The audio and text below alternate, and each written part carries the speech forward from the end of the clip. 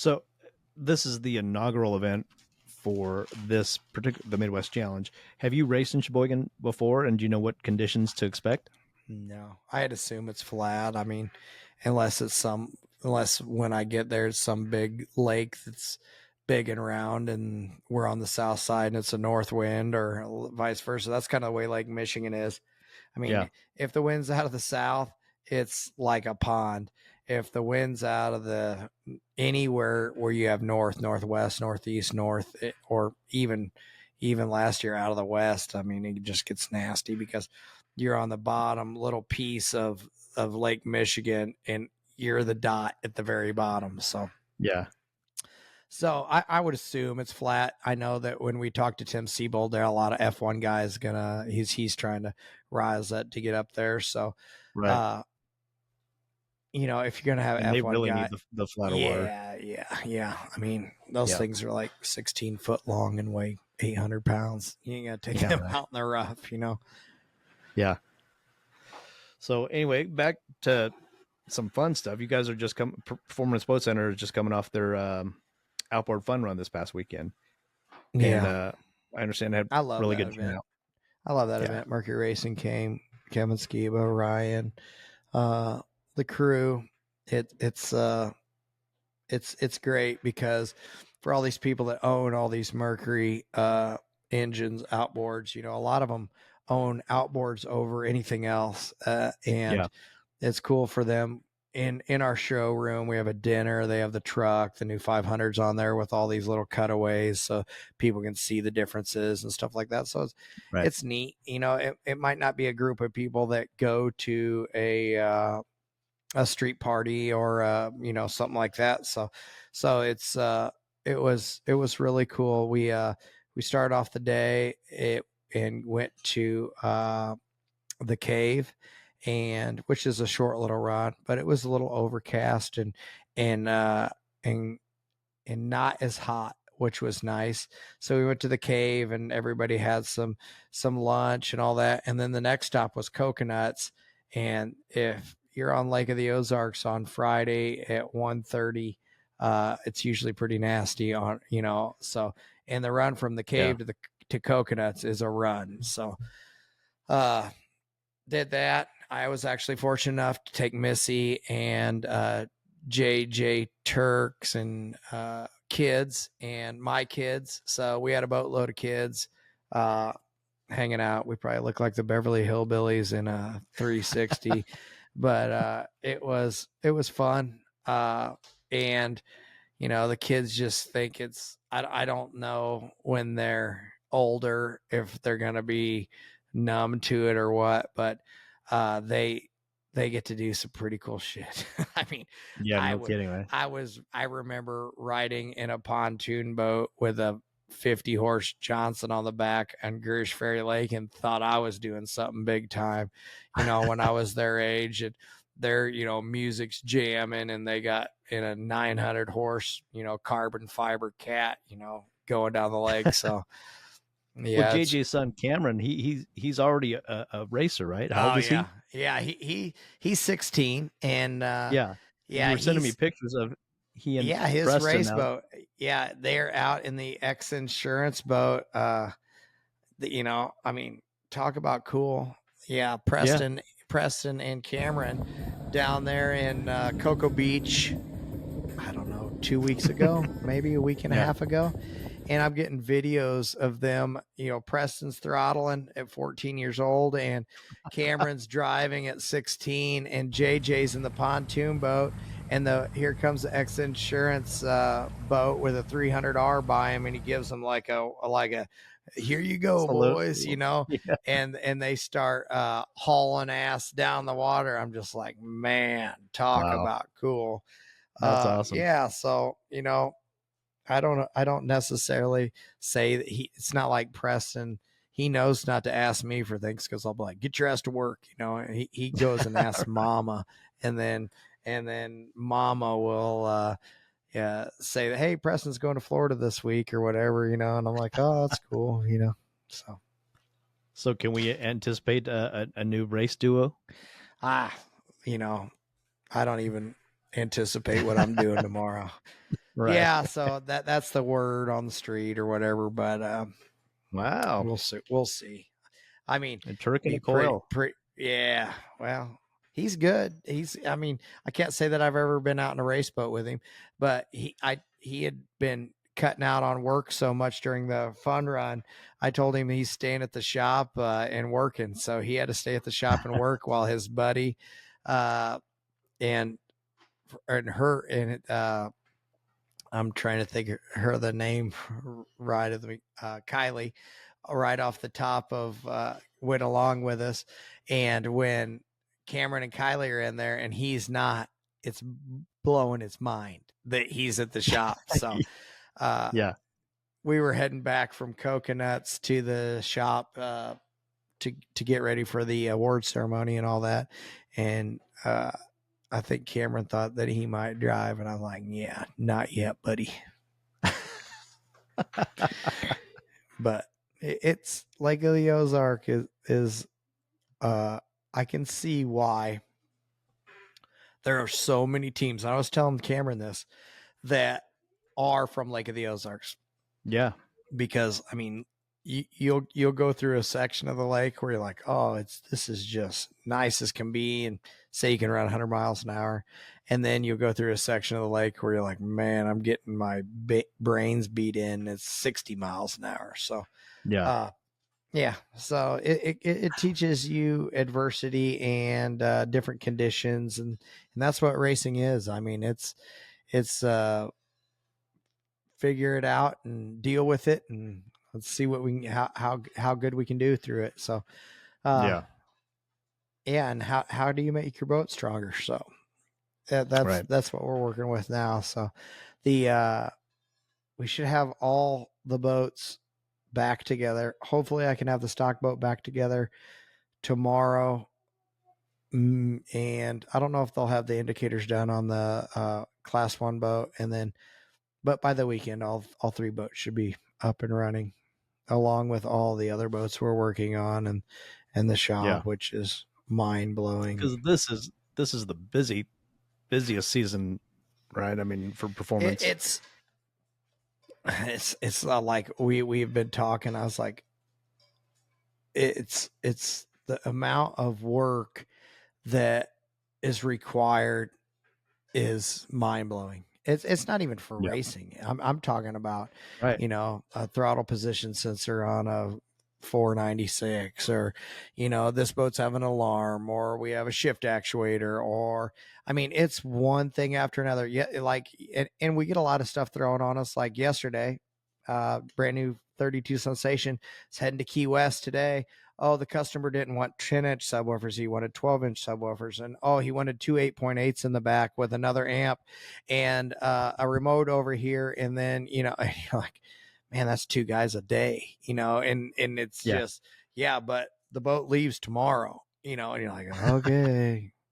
Yeah. But and get it done. I guess that's, get it done and try our best. That's all you can do. And that's all Mark and Brett always ask, just try your best.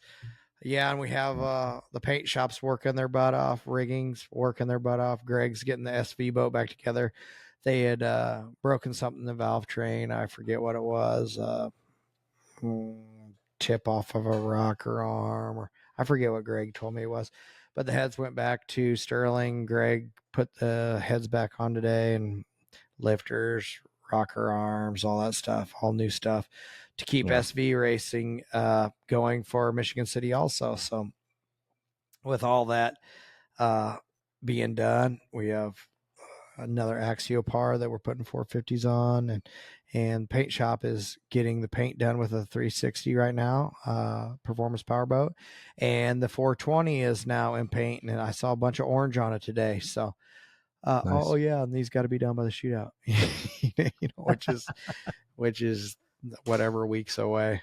Just a handful of weeks, a couple 3 weeks ago, and that is definitely your busiest time in Lake of the Ozarks, right? Everybody comes to it is, and right up as far as all the other customers that require work, whether they bought a pontoon boat from us, whether they own a Top Gun, or even 32 sensations, there's 100-hour maintenances, there's all this stuff.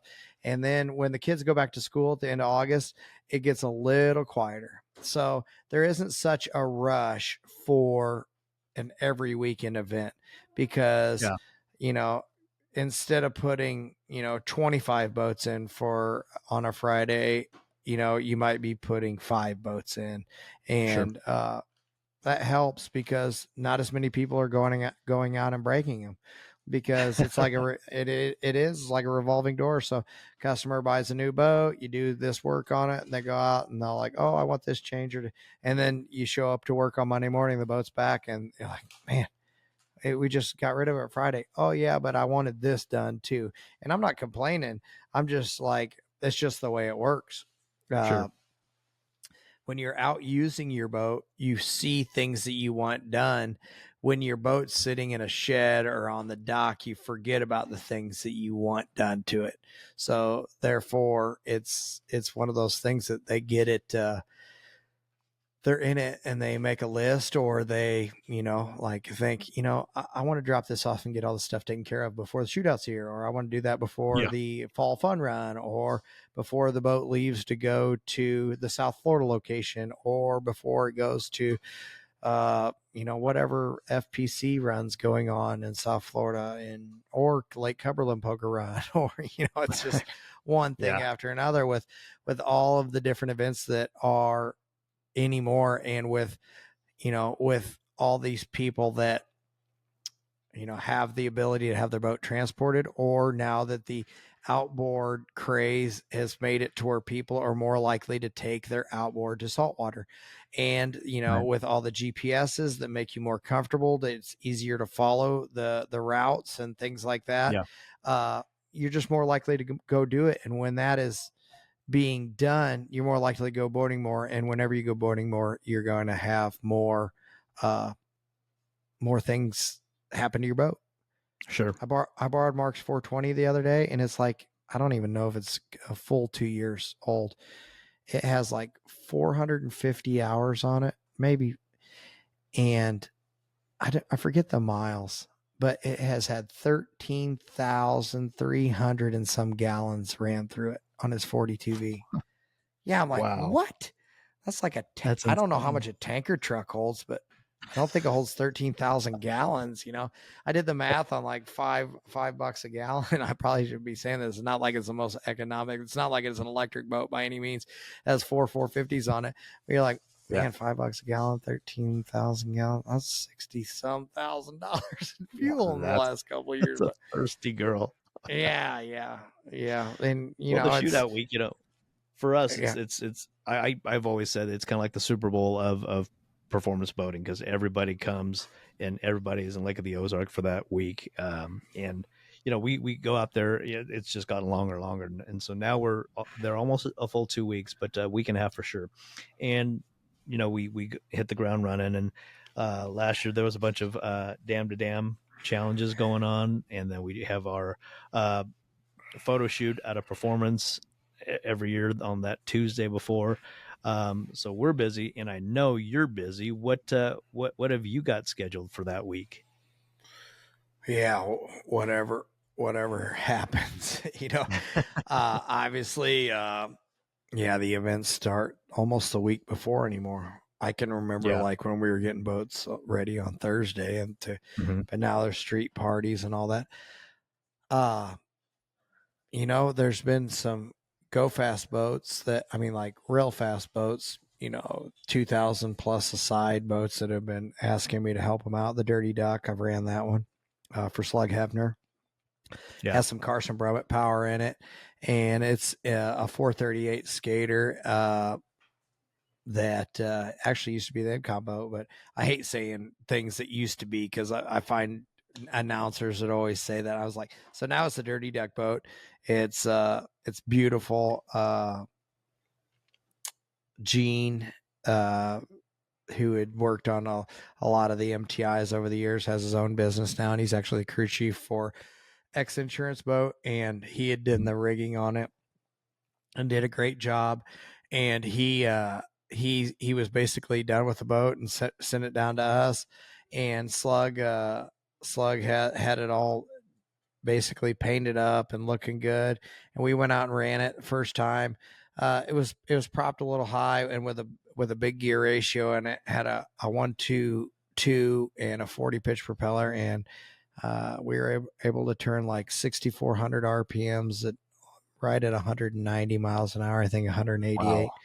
Yeah, and I mean it's. You said that was on like the low setting. Oh yeah, 1,700 setting. So, I actually haven't had much dealings with Carson Brummett, but through text messages afterwards, I was talking to him, and when you put the E90 in it and flip the switch, you go to 2,200 horsepower setting, and this is a twin turbo. I don't know the cubic inch of it, but I was just wanting some particulars, like what fuel pressure should I run, what water pressure should I watch for, things like that, because it's not like a QC4V that actually alarms at me and tells me I'm not paying attention to the gauges. It's really something that. So he tells me that I can go to the 2,200 setting. And I was like, okay, what kind of RPMs am I able to turn it? And he tells me 7,800. And I'm like, 7,800? I'm like, that's like an out. I mean, my outboards can't even turn that. So he said, and then in the text, he goes, if you want more, we can get you more, but I'm going to have to change some stuff. I'm like, well, that'll be plenty, So after running that and knowing the gear ratio that I had to deal with and all that, Slug told me to order some propellers, and Slug's a great guy. I mean, I've known of him and talked to him, in passing many times over the years, but dealing with him this way, I mean, he's in it, and he wants to put up a number.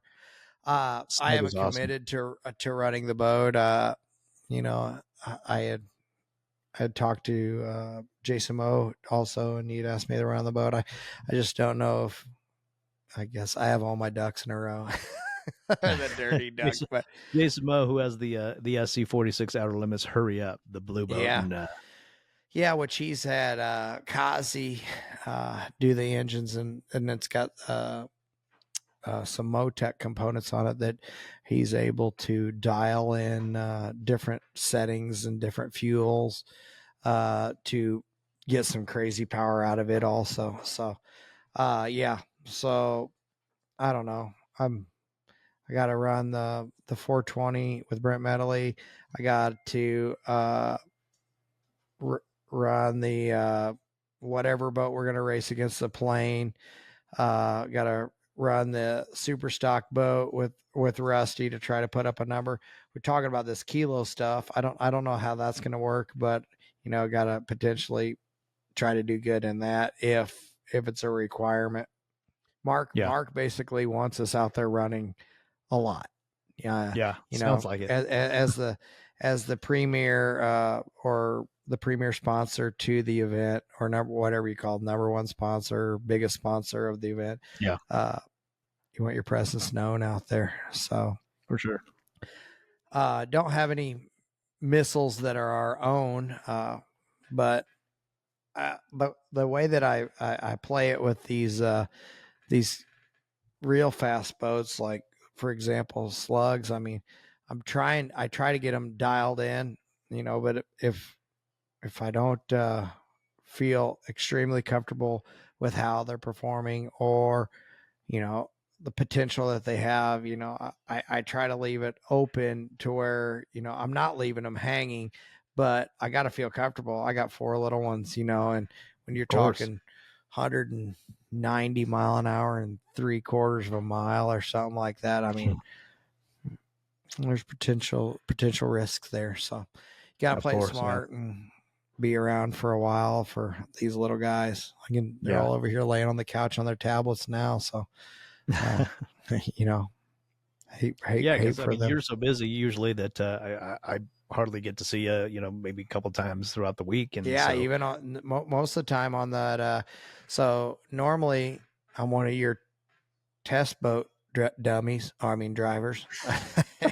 And And on that Tuesday, I'm usually too busy to even put my Speedboat magazine shirt on and come down there and help. So Bob gets all the glory on that one, which, you know, he deserves. So, yeah, so that being said, it's a busy week, and I don't know. You just try to make as many customers and fans and people happy as you can, and try not to make a mistake, and, you know, all that stuff.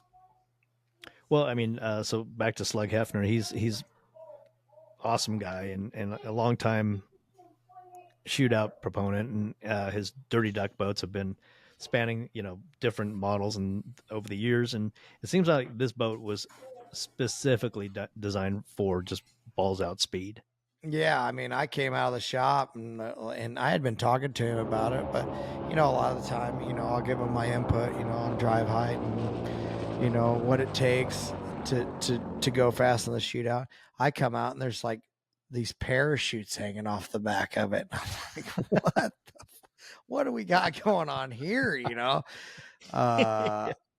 and Rusty went out and ran it with me. I was like, don't hit any buttons that you don't know what they are, because I see all these parachutes on the back of this thing, and the last thing I want to do is look like the Qatar boat going down the course with the parachutes out, you know.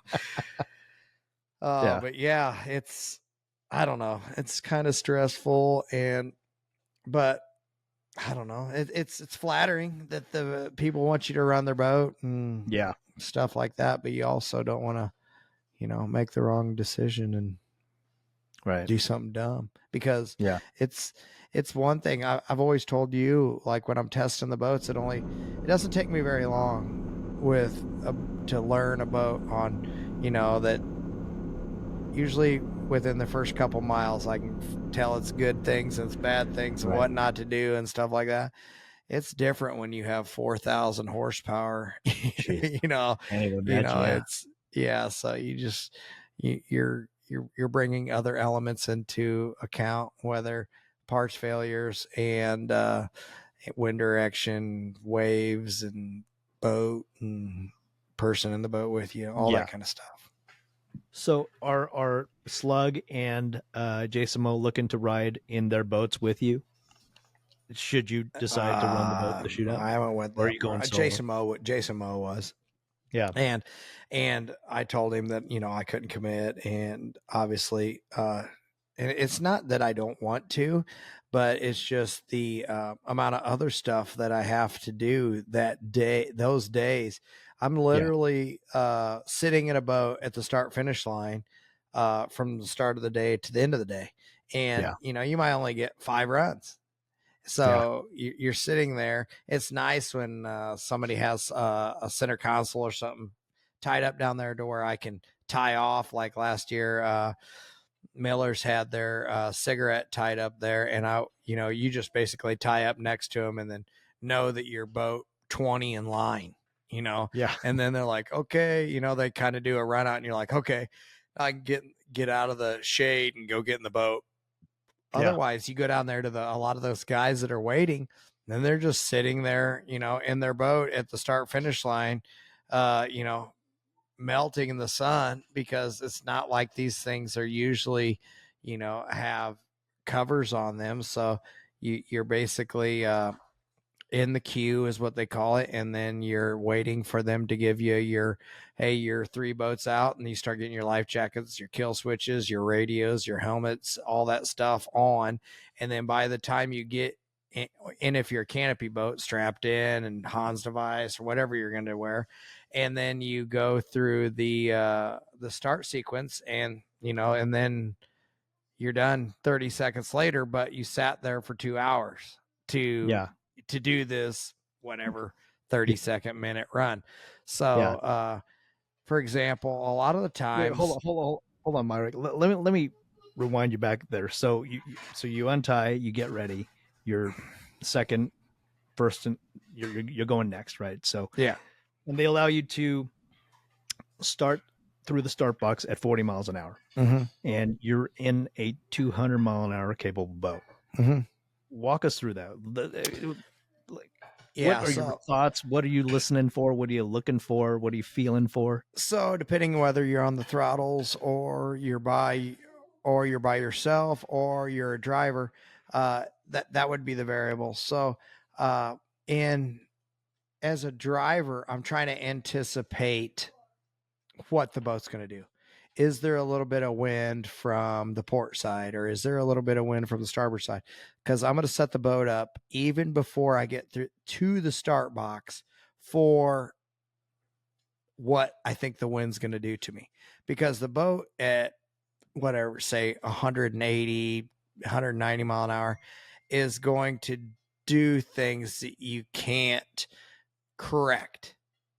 Because if you correct it, it's going to make the boat do something else handling, or it's going to make the run shitty. So why'd you sit out there for 2 hours and, all this? Who knows? A lot of these boats are on the ragged edge with the performance. You might blow it up, but you still might get a good run out of that. Oh yeah. You're coming down and you're like, oh yeah, she's banging now, but yeah. So as a driver, I'm anticipating what's going to happen, and it happens so quick. You'll hear the RPMs come up. So you're going 40 miles an hour. You still blow the props out, and then it locks up, and you basically look down at the speedometer and it's jumping in like American Ethanol. When I've driven it, you get to 100 and it just goes crazy. You'll see 130, 150, 170, 190, and by the time you get to the buoys, you look down and it's 200 and you're lifting. I mean, it doesn't take long at all. That being a big rudder boat is one thing, a 50-foot rudder boat. Having significant amount of weight, I bet that boat would weigh 13,000 pounds or something like that with the 4 engines in it. It might be even more, but in Dave Scott's boats back in the day. But yeah, so it happens so quick that as a throttle man, what you're doing is you're making sure that obviously keep it at 40 miles an hour. You have your trim set ahead of time. And, most of the time in these big, fast cats and even V bottoms, you'll have them trimmed at the max when you're at the start line, which, a lot of people, it blows their mind to think that. So you have it trimmed at the max. That way the boat lifts, and then you'll even, maybe it'll go wrong, like a couple porpoises. That's usually the fastest way to get it to take a set, and then you're basically, your thumb goes from the up button and just sits on the down button, and you're wide open, and you get to a certain RPM, and that you're going to, okay, and I'm going to bump it down, and I'm going to bump it down, and I'm going to bump it down. And as you're going fast, the attitude of the boat then goes like this and goes nice and level, and hopefully stays planted. And obviously it has a lot to do with wind direction, but and then by the time you have even had much time to think about what you did with the trim, the run's over. So yeah, I don't know how long it takes. It's probably stupid of me not to know. I'd say 20 some seconds, maybe 30 seconds to go through a pass at that speed. But starting at 40 miles an hour and ending up at whatever speed you end up. But yeah, as well. It's crazy, yeah, because you're able to go out and loop around and then come back to the box. And when you look down that row of buoys and you look down at the 2 big buoys at the other end, and you still got the start buoys here, and you got a big cruiser off to the side.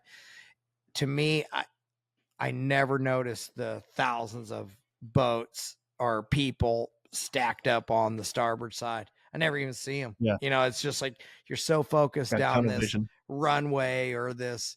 That's what it kind of feels like to me. It feels like what you picture a runway for a pilot at night, just a row of lights, but it's a row of buoys, and and all you're thinking about is what you have to do good. I have to, not let this boat get into a chine walk, or not let this boat get blown off course, or not. And obviously beforehand, you're sitting there watching what other boats do. You're watching wind directions. I'm looking at flags. The start boat has a flag on it.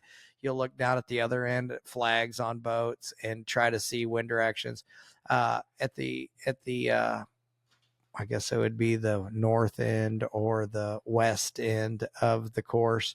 It has a little cove there to where if the wind's out of the south or west, it really kind of pushes you around a little bit, especially if you're in a little light boat that doesn't have a lot of power.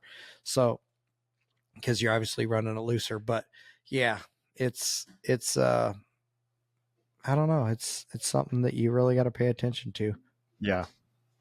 Does it ever become, I don't know, commonplace? I mean, to go 200 miles an hour or touch or get near there? I mean, where you're just used to it? I mean, maybe for John Kosker. I mean, he knows how to do it, right? Yeah. Maybe for those guys that, the guy, I don't remember the guy's name, but in the My Way boat, he was doing it time and again. Johnny and Bill Tony. Dave, I know that it was stressful for them. Maybe, just Dave knowing that he had so many top guns that and maybe Don, maybe not even being in the boat, but it's one of those things that they feel obligated to at least do as good as they did last year. People are going to be like, why didn't you do as good as last year? And like, and maybe I had a lucky year last year, I don't know. Yeah. Right. But I don't know. I don't think that you can ever go 200 miles an hour and make it a commonplace because right. You realize, I mean, even in the Dirty Duck the other day, I was only going 188 and you see the video afterwards, you're like, man, we were covering some water, and yeah, I wasn't so, I don't know, not nervous when I'm in the boat, and you just try not to make a mistake. So you're occupied, with your skill, I guess, at trying to, and you're also trying to take it all in to make it better. So, right. It's not like you can hop in there and go, man, that was awesome. You're constantly, as soon as you get back and go, man, that'd have been a shitty shootout pass. So how do we make it better? Even though we're going 190 mile an hour, it's like, I don't know. It's, I think anybody tells you, unless it's like Tony Scarletta that can go out in these drag boats and, go nuts, and they do it every weekend. I don't think that you can, anybody's telling you the truth that they think they're going to go in an offshore boat 200 miles an hour. I think that they tell you that they've either never done it or they need a little bit of fear in their life or they're going to make a mistake. Yeah. Yeah. What was it like the first time you did it? Oh, well, the first time I went real fast in the shootout was in an open boat, and Johnny and I went 195 in a 36 footer. Wow. And I was jacked. I mean, not only just because I think the older I get, the more, I don't know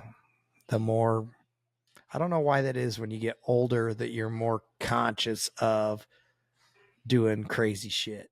I don't know why that is. You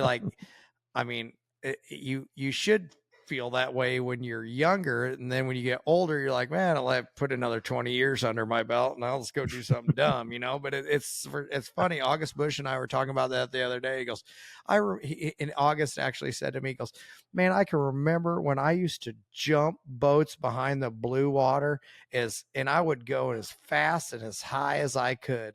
And I'm like, yeah. And he goes, now I go slow and I'm thinking, what am I doing? He goes, I'm 59 years old and now I'm more worried about, what I'm doing than when I was 30. And so it's funny that our perspective changes so much about that. But my first time was with Johnny in the shootout and 195. And we did it like 2 times in a row, 2 or 3 times. And then we found one, we were changing propellers and we found a broken gimbal ring on the transom assembly. So we're like, we're done. And then did it with John Kosker, I think 206 or 208 mile an hour and that was really neat because it was in a big learning process of Don and his quad engine setup, and it really felt like something special just because it was with Don and John. Even though Don wasn't in the boat, he was there. Like, man, that's cool. You know, you guys did it, and we're over the 200 mile mark. And then they shortened the course up, and you know, I've been 200 a few times since then, but not in the shootout. And you know, when somebody says they're going to do 200 in the shootout, they'll usually go out and do a 180 because they don't realize how short it is. And yeah, right. And that 3/4 of a mile makes a big difference. So I don't know. I think if anybody tells you it's common ground and it's easy, you wouldn't want to be riding with them. Right, for sure.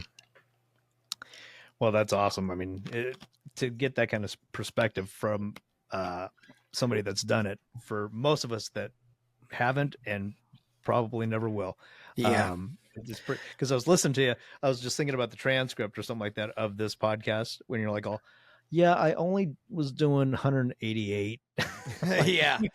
Yeah. I mean, what's crazy though is the difference between 188 and 200. It's like the difference between 50 and 90, you know, and the low speeds, you know, or lower speeds.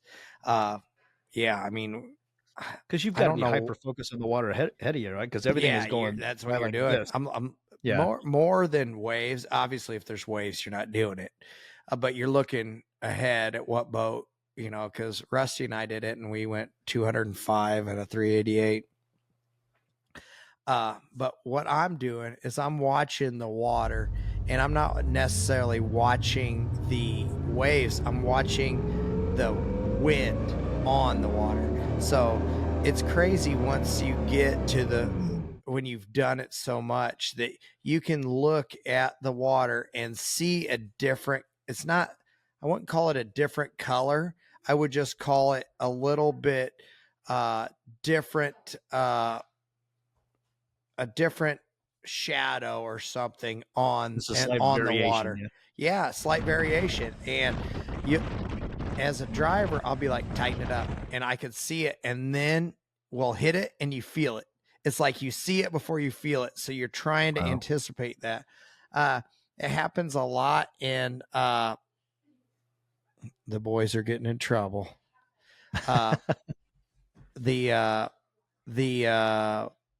helicopters on the water, or if like the Angel helicopter is in a turn, especially in the stock boat, being that only the fact it's 4,900 pounds, you'll see the helicopter, like, because they'll get ready for turn one because that's where we do a lot of dumb shit.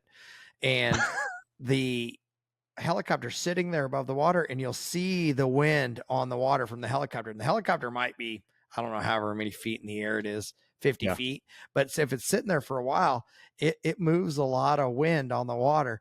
And as you're coming up to that, you'll feel the boat lift up and like rotate. And you're like, man, get that helicopter out of here. You know, it's, it's one of those perspectives that not a lot of people have felt. And it's something that we actually anticipate. I mean, like, and you can do it a lot with trim, you know, just tighten it up. And, you know, it's a lot of what I'm telling my throttle man, and it might be helped that I'm kind of like a loud, pushy guy that, you know, when it comes to being a driver, because I think if a driver isn't giving the throttle man this input, the throttle man might not be able to feel it as much, you know. So, but if I'm like, tighten it up, loosen it up, here, watch out, see that dirty water up there? And dirty water, I mean, there's wind on the water, and and literally just a little thump of the down button can be the difference between sliding around or just locking it up for a second, and then they can bring it right back up, and, you know, and then the boat will take back off or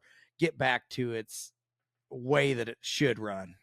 So I don't know. Very interesting. That's cool. It is interesting. And you say the perspective of like at the shootout, and I don't know. You might think that my veins are as cold as ice. But I saw a guy the other day. I'm a huge baseball fan. I don't even remember what baseball player it was, but he was talking about his at bat, and the announcer says to him, he goes, so what were you feeling when you were up there right before you hit that home run? He's like, I'm crapping my pants. It was like everybody was like, oh my gosh, Wow. and I was Yeah. like, that's how I feel when, we're That's like getting awesome. ready to make some crazy run. It's like, yeah, man. I'm like, I'm shitting Yeah. myself, I'm like, and Yeah. even though you do it a bunch of times, it's not like the shootout happens, every weekend, or Right. like we race next weekend, then we race the weekend after. I can kind of get used to that. Shootout happening once a year, you really don't get used to it. Yeah. I was surprised to learn that, when John Kosker and now Tony Battiato, they don't generally run that boat until the shootout. Yeah. Like that week, they may take it out for a practice run, or they won't, and then they'll just Yeah, I run remember it on the one time course. that John wasn't even in town, and they had to test it, and JD Unkin got on the boat with me, and his dad told me,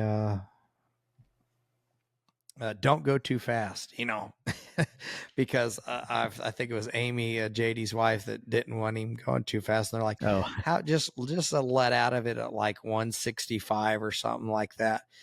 And I nailed the throttle, and I'm throttling, and JD's driving. I think I lifted it like 193, and it's like, and we came back, and we're all kind of jacked up. Obviously everything went smooth, and we come yeah, back, and they're like, how fast did you go? And I was like, well, I remember letting up at 193. I don't know how fast we really went, and they're like, we told you to lift at 165. I was like, the boat's so fast. You know what I mean? It's like, I couldn't even get out of it fast enough. So yeah, that was a cool story for JD and I to be in Don's boat like that, and yeah. running it. Well, the I think that was funny 9 story years for ago. me is 2 years ago. I was lucky enough to be invited to go on their testing session. So it's Tony and John and myself, and we go tearing down the lake. And I think they only took it up to 150. Mm-hmm. And then there was an issue, and they had to take it back to the dock at Captain Ron's. Mm-hmm. And I see Don Onken the following year, and I'm interviewing him on the street at the street party, and I go, "So Don, are you testing this year?" And he said, "No, not going to test this year. You broke my boat last year, so not going to risk it this year." Yeah, yeah. So Well, yeah, he blamed me. and yeah, and for John to have done it as many times as he has. It was funny at that Charleston event. I was talking to John, and he was talking about how his daughters are coming this year, which I don't think they've ever been to the shootout to Oh watch wow, him race. yeah, And he was talking about how in his daughter's eyes, he's like the best boat racer ever. And yeah, when he was like sitting there, and John Tomlinson was sitting at the table, and it was funny that I was like, yeah, well, I hope one day my kids think the same thing, kind of cool. So yeah. it That's was cool. kind of cool to be, and that was what was cool about that Charleston event. I mean, there was like a bunch of icons there, and Mercury brought them all together. So it was a neat deal. Yeah, for sure. Well, Myrick, good talking with you. Good catching up with you. It's been a while since we've done this, and again, apologies to everyone that's been waiting for the next episode. We've been crazy busy with schedule conflicts and such, but we should be back on track for a little while now. So, um, don't hound Myrick to find out what he's going to be running at the shootout. Yeah, He's I going to don't make know game time decisions. whatever Mark and Brett tell me I'm running. That's Yeah. ultimately what's going to happen. Right. And yeah, I'll try to make the right calls, and so I Yeah. can There you get all my ducks in a row. go. and And and that's a and dirty maybe a duck. dirty one. It might be a dirty one. Yeah. All right. Well, good talking with you. Hope to see you during shootout week. I'll definitely see you in Sheboygan. This has been another episode of the Boats and Bros podcast with just my Coil and myself, my bro.